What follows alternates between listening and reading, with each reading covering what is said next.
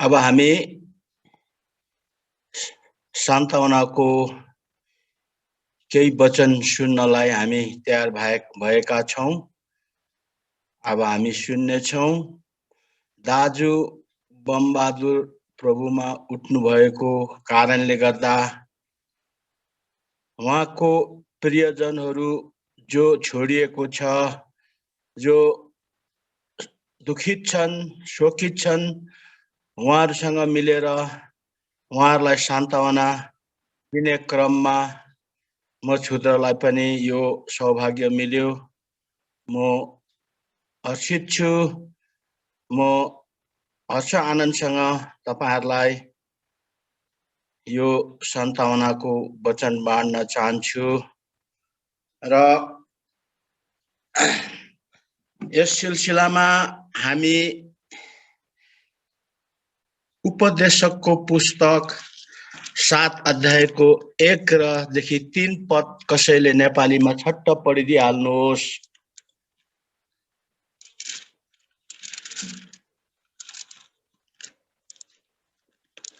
Hello, सुन्नु हुँदैछ? हजुर अंकल। 7 को 1 देखि 3 पद पढिदिनुहोस्।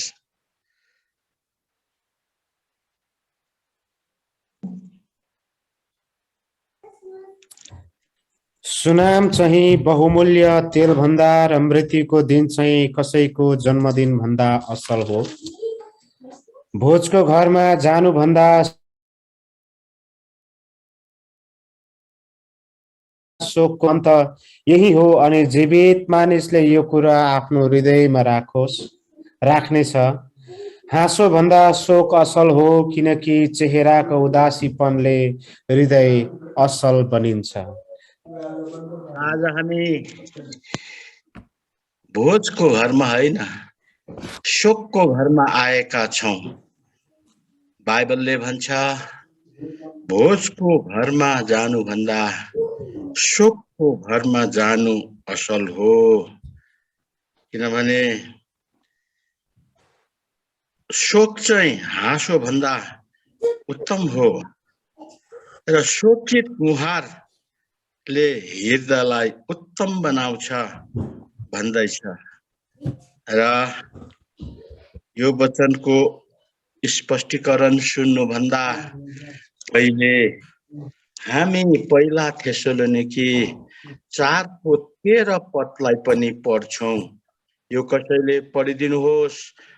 पहिला थेसलोनी 4 को 13 मा यसो भन्छ, हे दाजुभाइ हो, तिमीहरू सुति जानेको विषयमा अनजान नहौ भन्ने म चाहन्छु, किनभने तिमीहरू अनजान बस्यो भने ती आशा नभएका अविश्वासी उद्धार रहितहरू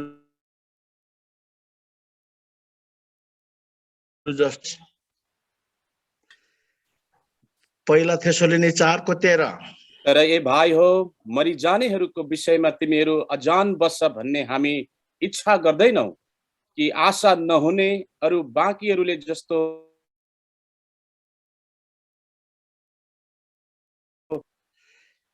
थेसलोनिकीको विश्वासीहरूलाई प्रभुमा सुतेपछि अर्थात् महिमामा उठेपछि विश्वासीहरू के हुन्छ भनेर उनीहरू अनजान थियो। मृत्युको विषयमा, उद्धार पाएको लोकहरूको मृत्युको विषयमा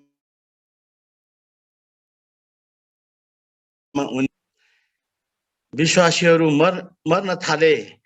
उनीहरू अनजान भएको कारणले गर्दा शोकमा डुबे र प्रेरित पावलले उनीहरूलाई यो चिठी लेखेको यो कारणले हो कि मृत्युको विषयमा, या मृत्यु भनेर लेखेको छैन, फलन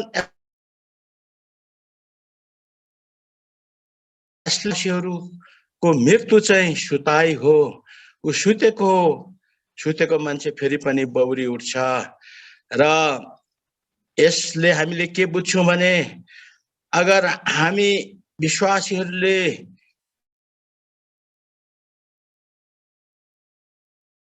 भने हामीले अनजान रह्यौं भने हामी पनि शोकती अविश्वासी उधार रहित मानिसहरू जस्तो शोकमा पर्छौं र यो हेतुले प्रेरित पावलले थेसलोनिकाको विश्वासीहरू जो मूर्ति पूजा छोडेर जीवित परमेश्वरलाई सेवा गर्न आएका थिए उनीहरूलाई यो विदित गराउन अर्थात् जानकारी गराउनखेरि यो शिक्षा उहाँले लेख्नुभयो।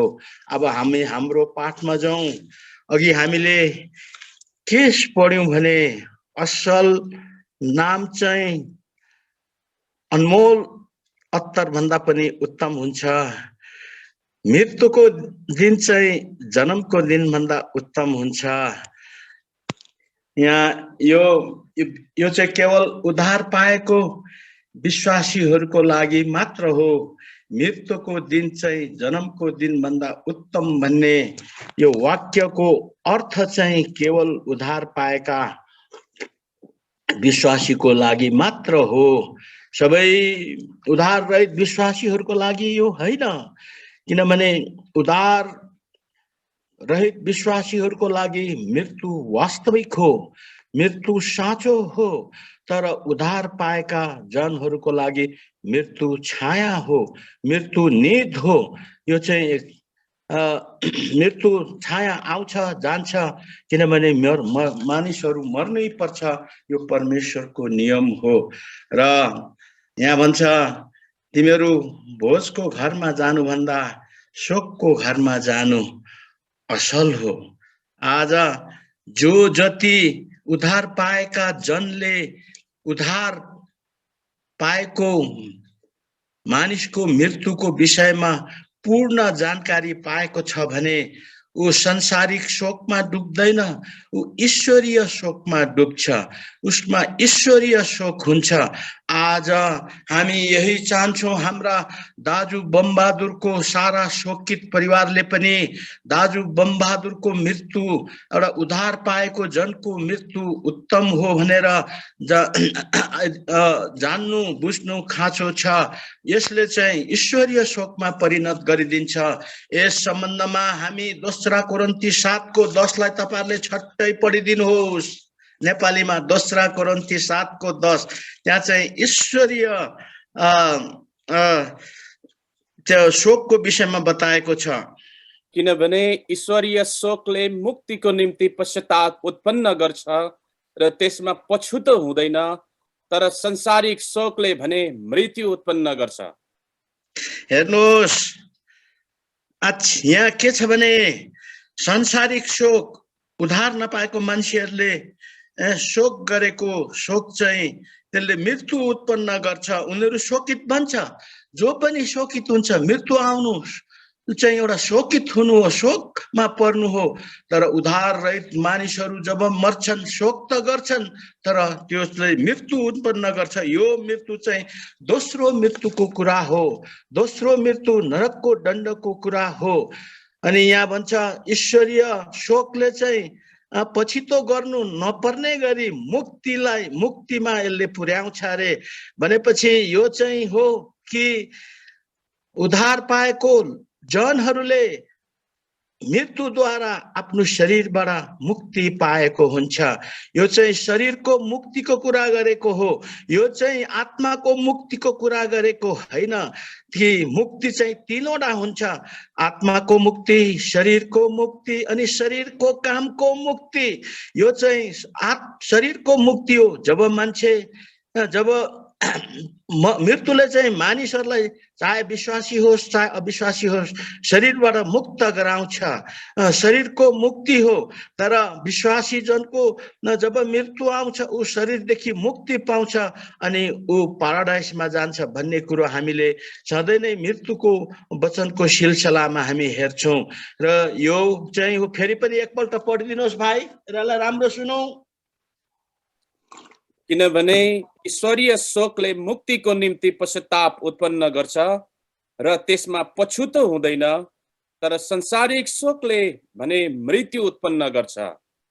आज उद्धार पाएका विश्वासीहरू प्रभुमा सुत्छन् अर्थात् महिमामा उठ्छन् भने जीवित जिउँदो उहाँको प्रियजनहरूले पछितो गर्नु पर्दैन।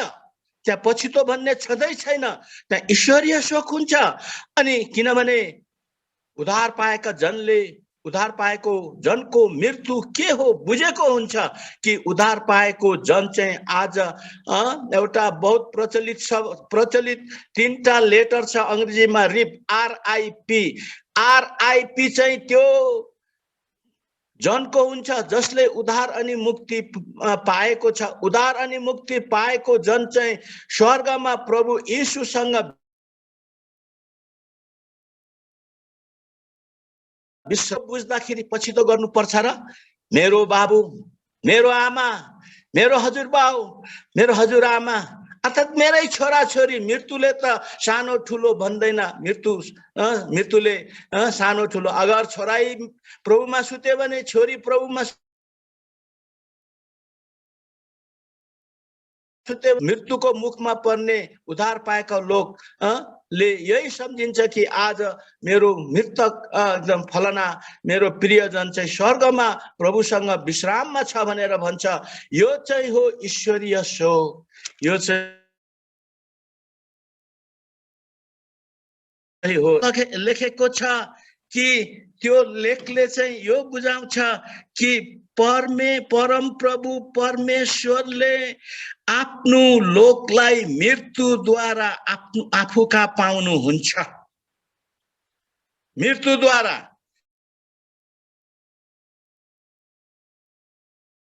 मृत्युको श्राप दिनुभयो। यसलाई हामीले राम्ररी बुझ्यौं भने यहाँ त एकदमै सकारात्मक कुरो छ। अगर परमेश्वरले आदमलाई मृत्युको श्राप नदिनु भएको भए आदम आजसम्म बाँचिरहने थियो। आदम आज 6000 वर्ष भएको बुढो बाँचिरहेको हुने थियो। तर आदमले श्राप पायो, मर्नु पर्यो। अनि मृत्युद्वारा फेरि आदमको आत्मा चाहिँ परमेश्वरमा फर्केर जाने पर्यो। परमेश्वरले आदम हावाको आत्मा प्राणलाई मृत्युद्वारा फिर्ता पाउनुभयो। यस सम्बन्धमा सांकेतिक भाषामा हिब्रूको पुस्तक 11:35 पढिदिनुहोस्। हिब्रूको पुस्तक 11:35।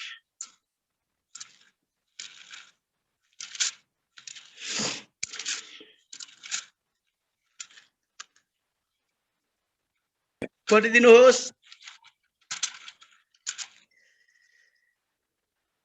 स्त्रीहरूले आफ्ना मरेकाहरूलाई पुनरुत्थानद्वारा जीवित पाए। अरूहरूले यति नै पढौँ भाइ, हामीलाई चाहिएको यति नै हो। यहाँ भन्छ स्त्रीहरूले मरेकाहरूलाई फेरि पुनरुत्थानद्वारा फिर्ता पाए भन्ने कुरो यहाँ छ।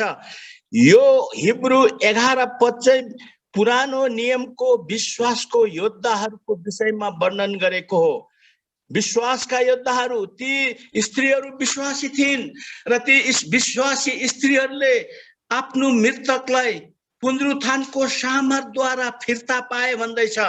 र यो चाहिँ यसमा हामी के बुझ्छौँ भने यसमा हामीले बुझ्नुपर्ने सांकेतिक एउटा कुरोमा चाहिँ जब विश्वासीहरू मर्छन्, उद्धार पाएका जन मर्छन्, पुनरुत्थानको सामर्थ्य उनलाई नयाँ पारेर उसलाई चाहिँ अविनाशी शरीरमा परमेश्वर कहाँ लान्छन्। कुरो चाहिँ यो हो, जब उद्धार पाएका जनको मृत्यु आउँछ उनीहरूको आत्मालाई चाहिँ पुनरुत्थानको सामर्थ्यले पवित्र आत्माद्वारा चाहिँ उनीहरू स्वर्ग उठाइन्छ। यो भनेको कुरो यो हो।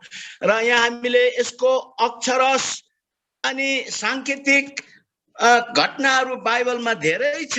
कसरी विश्वासीहरूले मरेकाहरूलाई पुनरुत्थानको सामर्थ्यद्वारा अर्थात् बौरी उठेको सामर्थ्यद्वारा फिर्ता पाएको लिटरल इभेन्ट, अक्षरश घटना अनि फिगरेटिभ इभेन्ट र अर्थात् सांकेतिक घटनाको कथा म तपाईहरुलाई यहाँ दुईटा कुरो यहाँ म प्रस्तुत गर्छु। यहाँ चाहिँ यहाँ हामी आउँ दोस्रा इतिहास 17 देखि 24। यो कथा लामो छ, तपाईहरुले छट्टै पढिदिनुहोस्। यहाँ दोस्रा राजा 17 देखि 24 सम्म पढ्नुहोस्।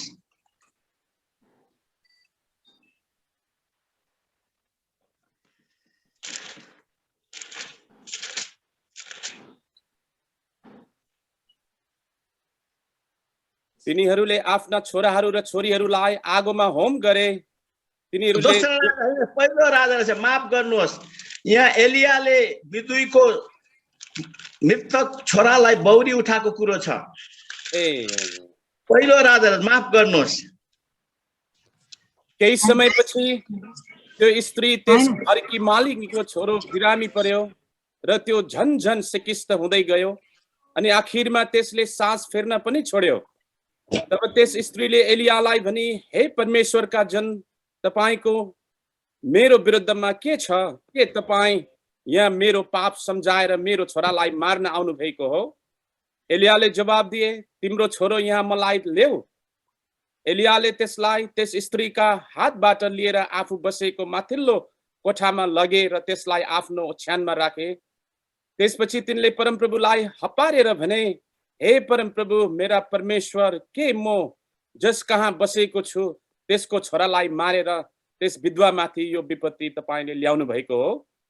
तब तिनी 3 पल्ट त्यस बालकमाथि लमतन्न पस्रेर परमप्रभुलाई हपारेर भने, हे परमप्रभु मेरा परमेश्वर, फेरि यस बालकको जीवन यसमा फर्कोस्। परमप्रभुले एलियाको पुकारा सुन्नुभयो र त्यसमा जीवन फर्कियो र त्यो बाँच्यो। एलियाले बालकलाई उठाएर कोठाबाट तल घरमा लगे। त्यसकी आमालाई तिनले दिएर यसो भने, हेर त तिम्रो छोरो जिउँदैछ। तब त्यस विधवाले एलियालाई भने, अब मलाई यो थाहा भयो कि तपाई परमेश्वरका जन हुनुहुँदो रहेछ र तपाईको मुखबाट निस्केको परमप्रभुको वचन सत्य रहेछ। यो चाहिँ एउटा घटना हो। विश्वासी स्त्रीहरूले आफ्ना मरेकालाई पुनरुत्थानको सामर्थद्वारा फिर्ता पाए। यस्तै घटना एलिसाको जीवनमा पनि भएको छ। एउटा धन्याढ्य स्त्रीको छोरो एलिसाले पुनरुत्थानको सामर्थद्वारा बौराई उठाएको छ। र अब यी एलिसा चाहिँ प्रभु यीशु ख्रिस्टको एउटा दृश्य हो। प्रभु यीशु ख्रिस्टको पुनरुत्थानको सामर्थ्य भएर काम गरेको कुरो चाहिँ एलियाले दर्शाउँछ। र एलियाले यो विधवाको छोरालाई चाहिँ पुनरुत्थानको सामर्थ्यद्वारा चाहिँ बौराई उठाएको कुरो हामी यहाँ जान्न सक्छौँ।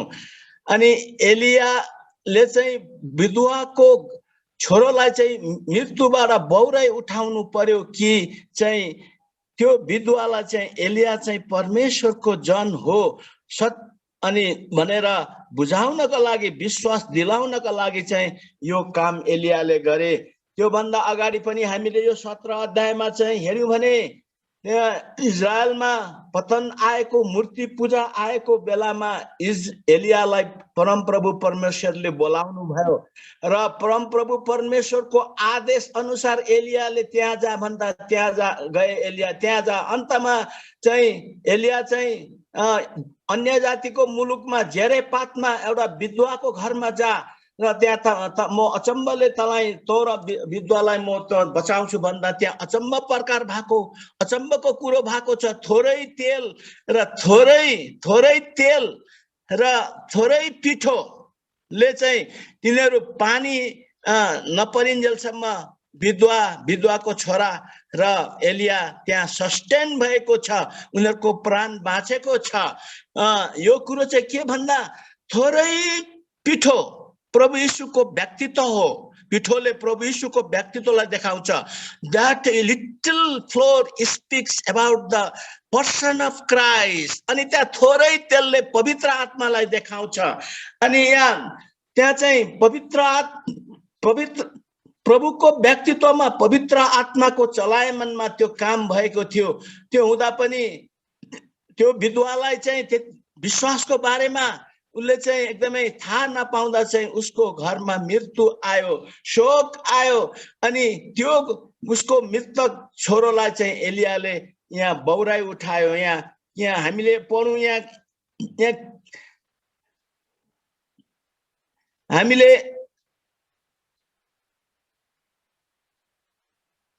22 पदलाई पढौँ फेरि पनि। 22 पदमा भन्छ, then the Lord heard his, अच्छा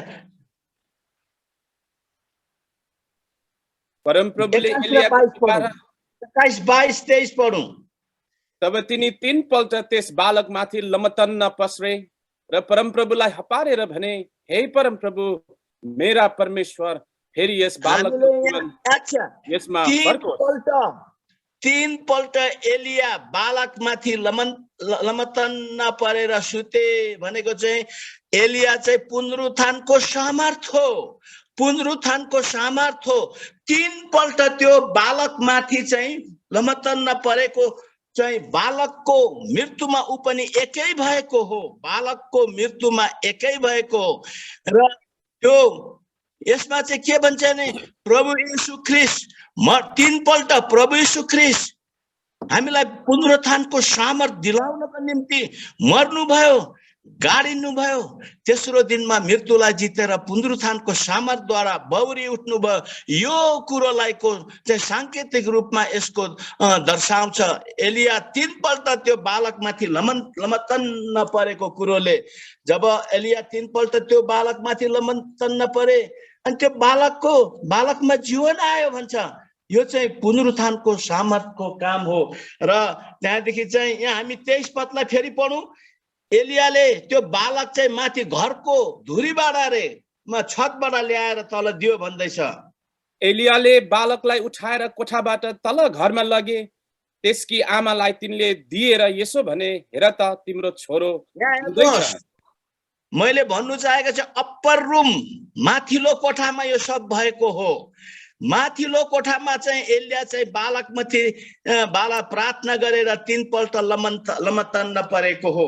यो अप्पर रुमले चाहिँ हेभनली प्लेसेसलाई देखाउँछ, स्वर्गीय स्थानहरूलाई देखाउँछ। हेर्नुहोस्, र अप्पर रुमको विषयमा नयाँ नियममा 3 पल्ट बयान गरेको छ। पवित्र आत्माको बप्तिस्मा पाउने दिन पनि उनीहरू माथिल्लो कोठामा थिए। माथिल्लो कोठामा प्रभु यीशुले प्रभु भोज स्थापना पनि माथिल्लो कोठामा गर्नुभयो भने, अनि प्रेरित पावल तोरासमा प्रभु भोज गर्दाखेरि चाहिँ तिनीहरू माथिल्लो कोठामा तिनीहरू थिए भन्दैछ। भनेपछि यहाँ चाहिँ यो माथिल्लो कोठाले चाहिँ हेभनली प्लेस, स्वर्गलाई दर्शाउँछ कि त्यो बालक चाहिँ माथिल्लो कोठाबाट तल झारेर उसको आमालाई त्यो बालक दे भन्ने चाहिँ के देखाउँछ भने चाहिँ यहाँ चाहिँ हामीले यो बुझ्नु पर्छ कि उद्धार पाएको मृतक आत्मा स्वर्ग पुग्छ अनि माथिबाट तल झारेर उसको आमालाई, उसको आमा चाहिँ यहाँ परमेश्वरको एउटा छाया हो। र त्यो माथिल्लो कोठाबाट विधवाले आफ्नो मरेको बालकलाई जिउँदो पाए भनेको चाहिँ विश्वासीहरू जब उद्धार पाएका जनहरूको मृत्यु आउँछ, स्वर्गमा परमेश्वरले नयाँ जीवन, एकदमै अविनाशी जीवन भएको आत्माहरू परमेश्वरले स्वर्गमा पाउनुहुन्छ। हामीले अहिले के सुन्दैछौँ भने उद्धार पाएको जनहरूको मृत्यु के हो, मृत्यु भएपछि के हुन्छ यो सुन्दैछौँ। अब हामीले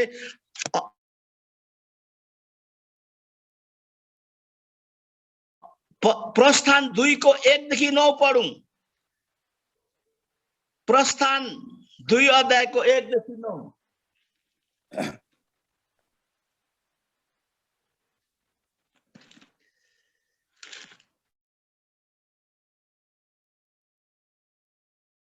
कुलकी एउटी केटीलाई विवाह गरे।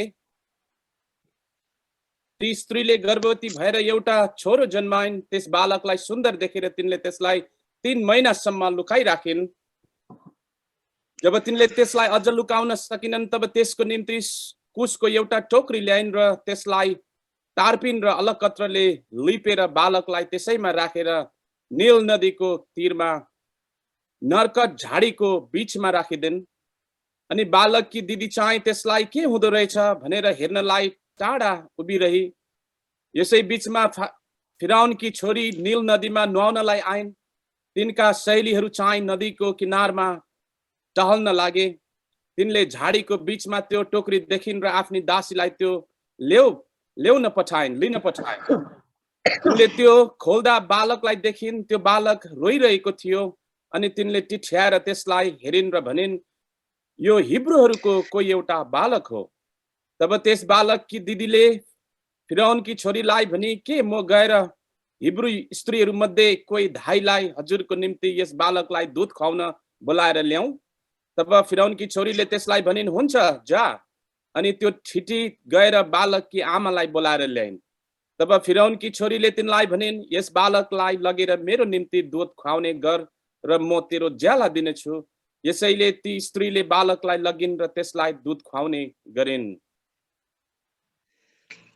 यो चाहिँ सांकेतिक अभिव्यक्ति हो, अर्थात् सांकेतिक भनाइ हो। अघि हामीले चाहिँ अक्षरश त्यो विधुईको छोरो मरे अनि अक्षरश रूपमा उसले फिर्ता पाए र उसले भन्न सके, अब चाहिँ मलाई विश्वास लाग्यो तपाई चाहिँ परम प्रभुको जन हुनुहुँदो रहेछ भनेर विधुईले विश्वास गरे।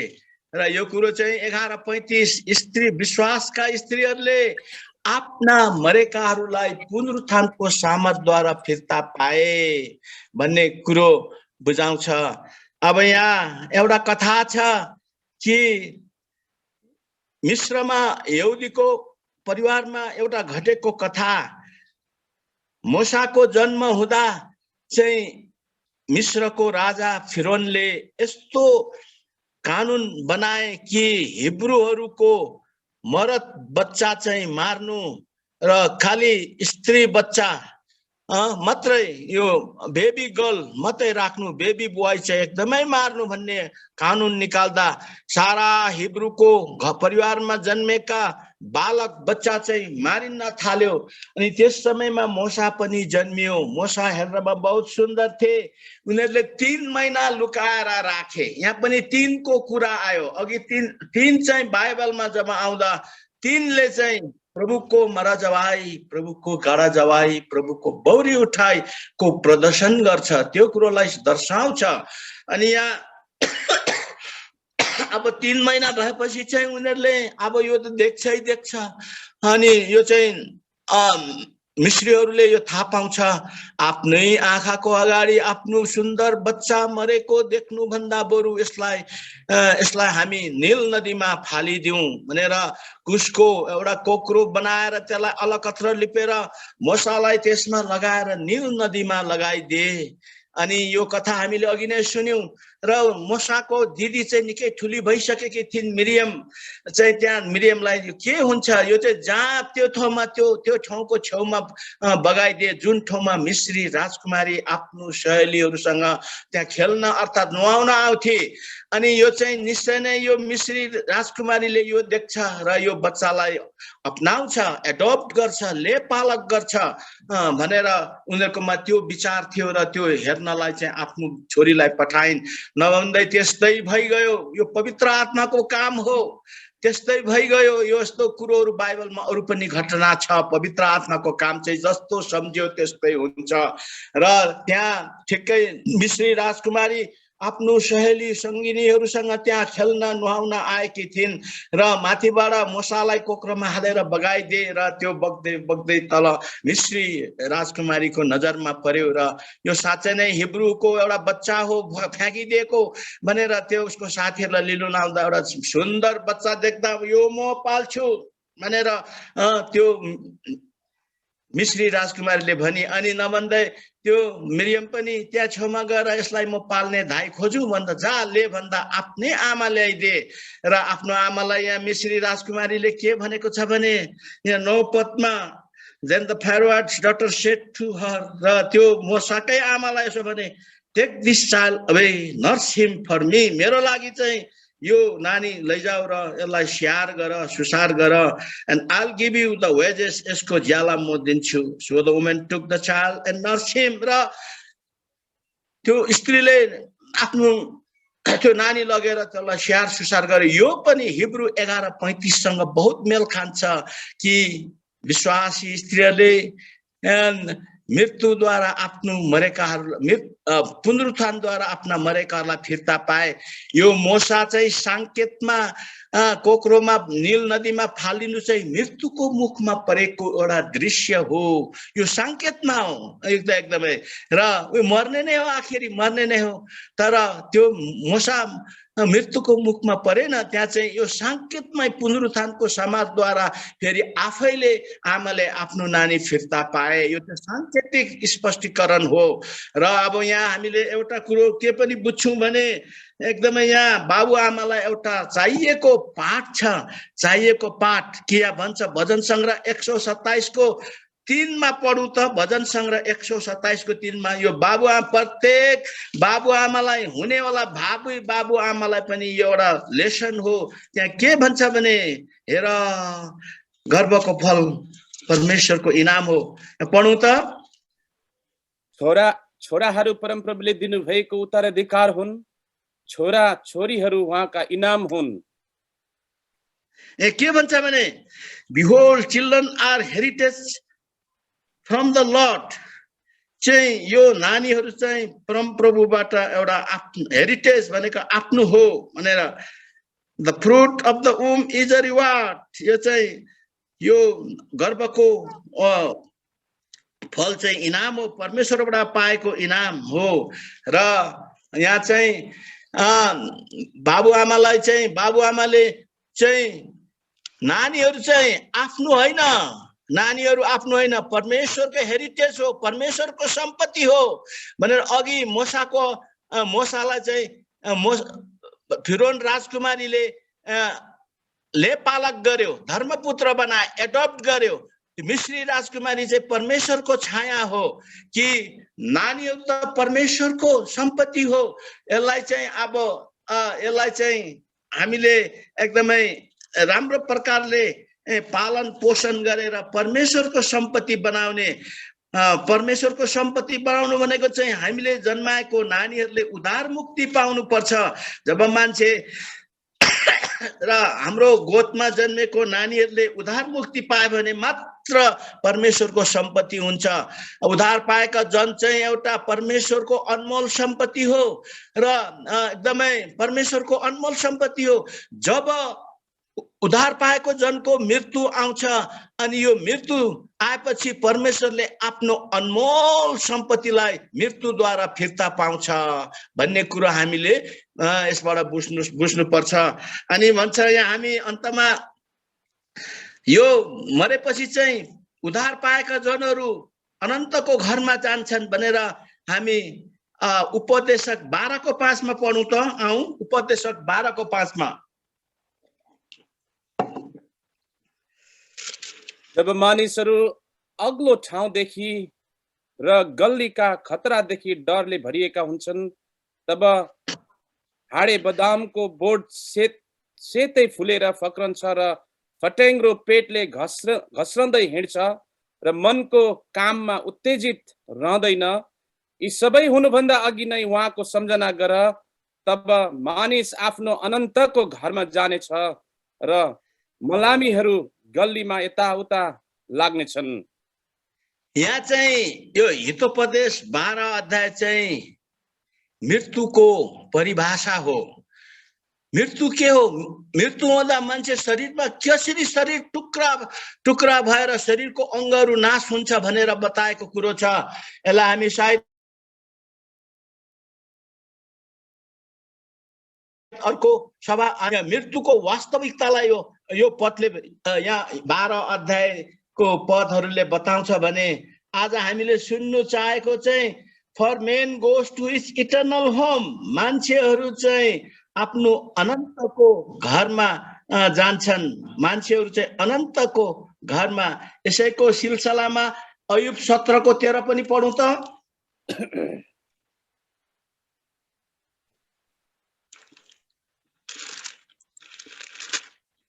यदि मैले आशा गरेको घर चिहान हो भने, यदि मैले मेरो ओछ्यान अन्धकारमा बनाए भने,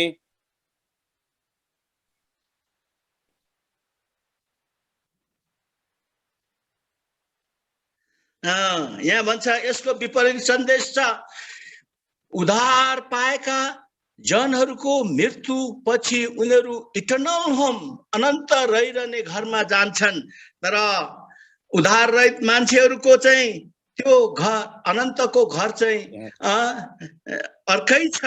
त्यहाँ चाहिँ हामीले फेरि भन्छ if I wait for the grave is my house, if I make a bed in the darkness. तर उद्धार रहितहरू मानिसहरू चाहिँ चिहानमा, सियोलमा, हेटमा, पतालमा जान्छन्। त्यसको पछाडि अनन्तको अन्धकारमा जान्छन्। अनन्तको अन्धकार चाहिँ नरक हो। नरक चाहिँ उद्धार रहित मानिसहरूको लागि चाहिँ नरक चाहिँ अन्धकार। नरकलाई चाहिँ यसरी नरकको परिभाषा, नरक चाहिँ एकदमै अन्धकार, अनि नरकमा कोही भेट्दैन, यस्तो अन्धकार हुन्छ। त्यहाँ नरक कहिले भरिँदैन, नरक जहिले खाली हुन्छ। यो कुरो चाहिँ हामीले यता 10औं विपत्तिमा, प्रस्थानको पुस्तकमा 10औं विपत्तिमा एउटा विपत्ति चाहिँ हो घोर अन्धकार। यति साह्रो अन्धकार अरे कि छाम्नु सक्ने अन्धकार आयो मिश्रीहरूको ठाउँमा भने गोसेनमा इजरायली परमेश्वरको जनको ठाउँमा चाहिँ ज्योति थियो, त्यहाँ अन्धकार भएन भनेको चाहिँ हो। मृत्यु पछाडि स्वर्ग चाहिँ ज्योतिले भरिएको ठाउँ हो, त्यहाँ रात हुँदैन, त्यहाँ अन्धकार हुँदैन। त्यो स्वर्ग भनेको यस्तो ठाउँ हो। उद्धार पाएको लोकहरू चाहिँ ज्योतिमा अनन्तको घरमा प्रवेश गर्छन् भने उद्धार रहित लोकहरू चाहिँ अन्धकारमा प्रवेश गर्छन् भन्ने कुरो बुझाउँछ। र आज हामीले मृत्यु के हो, मृत्युको वास्तविकता, उद्धार पाएका जनहरूको मृत्यु चाहिँ यसैले नै हामी अन्तमा पढेर बन्द गर्छौँ आजको सभालाई। र भन्छ भजन सङ्ग्रह 116 को 15 पढौं, परम प्रभुको नजरमा सन्तहरूको मृत्यु चाहिँ साह्रै अनमोल छ भनेर हामी बन्द गर्छौं। पढ्नुहोस् भाइ।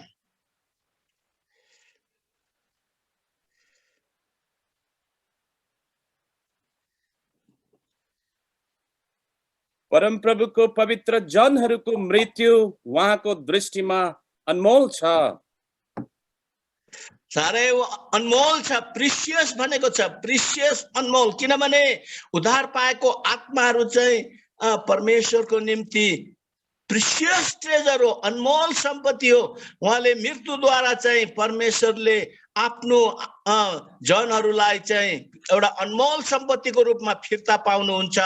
अनि र हामी यसोसले गर्दा हामी यो कुरोलाई जब हामी जान्दछौँ कि हाम्रा मरेका, हाम्रा प्रियजन, प्रभुमा सुतेका, प्रभुमा उठेका चाहिँ परमेश्वरको निम्ति अनमोल सम्पत्ति भएर स्वर्गमा प्रवेश गर्छन् भन्ने कुरो हामी यस वचनबाट बुझ्छौँ। यो वचन सुनाइमा प्रभुले हामीलाई धेरै धेरै आशिष दिएका हुन्। आमेन। सबलाई अभिवादन छ। आमेन। Thank you.